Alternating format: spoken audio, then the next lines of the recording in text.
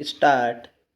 देश में corona virus की दूसरी लहर की वजह से कई राज्यों में एक बार फिर से भयावह स्थिति पैदा हो गई है।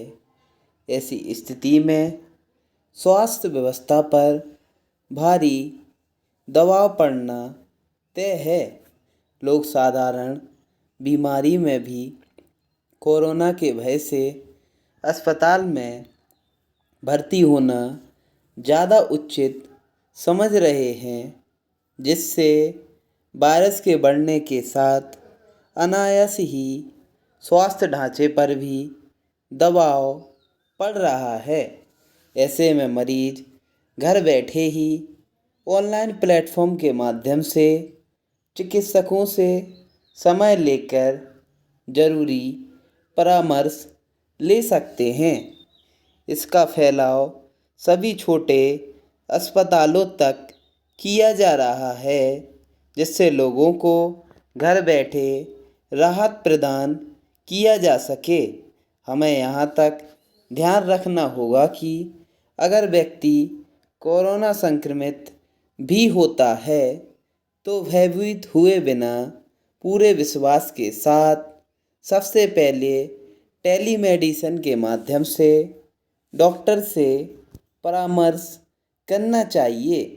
देखा जा रहा है कि संक्रमण की वजह से ऑक्सीजन सैचुरेशन कम होते ही लोग कम जानकारी की वजह से हॉस्पिटल जाना तय करते हैं। यह सही तरीका नहीं है।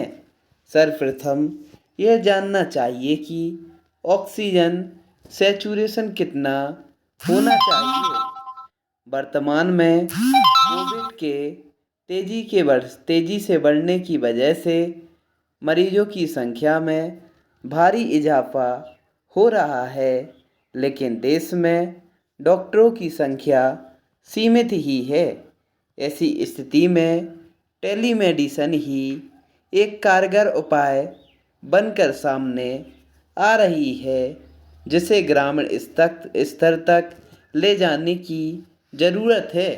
पिछले ही भारत सरकार की राष्ट्रीय टेलीमेडिसिन सेवा ई संजीवनी ने 30 लाख से अधिक परामर्श उपलब्ध कराकर एक महत्वपूर्ण उपलब्धि हासिल की है।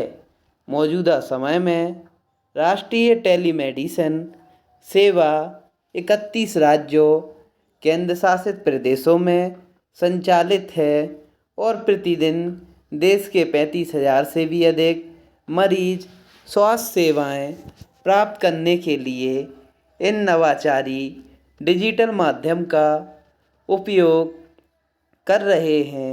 इसके लिए राष्ट्रीय स्तर पर 31,000 से अधिक डॉक्टरों और पैरामेडिक्स को प्रदर्शित करके ई संजीवनी में शामिल किया गया है।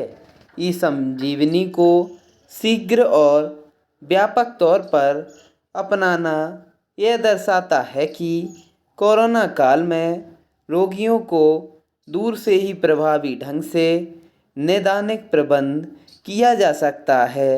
जिन रोगियों को अति आवश्यक चिकित्सा की ज़रूरत नहीं है, वे अधिक से अधिक टेलीमेडिसिन का उपयोग कर रहे हैं और चिकित्सा की गुणवत्ता से समझौता किए बगैर ही कोरोना से संक्रमित होने के जोखिम से भी अपना बचाव कर पा रहे हैं।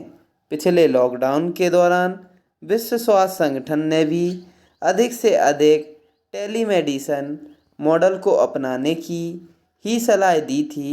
कोरोना वायरस लंबे समय तक बना रहेगा, ऐसे में टेलीमेडिसिन कारगर साबित होगी। टेलीमेडिसिन की वजह से न केवल कोरोना के फैलाव पर रोक लगेगी, बल्कि रोगियों का लगने वाला परिवहन खर्च और समय दोनों बचेगा। इससे स्वास्थ्य सुविधा की सुदूर क्षेत्रों तक पहुंच भी बन सकेगी और घर बैठे ही उपचार भी संभव हो सकेगा। इसकी राह में कुछ समस्याएं भी दिख रही हैं जिन्हें नज़रअंदाज नहीं किया जा सकता।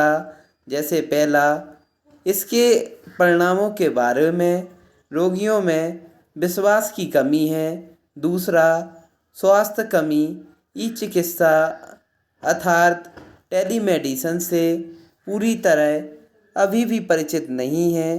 तीसरा, भारत की करीब 40% जनसंख्या गरीबी रेखा के नीचे जीवन यापन कर रही है। ऐसी स्थिति में इस वर्ग की तकनीकी अक्षमता स्पष्ट होती है। चौथा, भारत में आज भी गांव तक इंटरनेट की पर्याप्त उपलब्धता नहीं बन सकी है।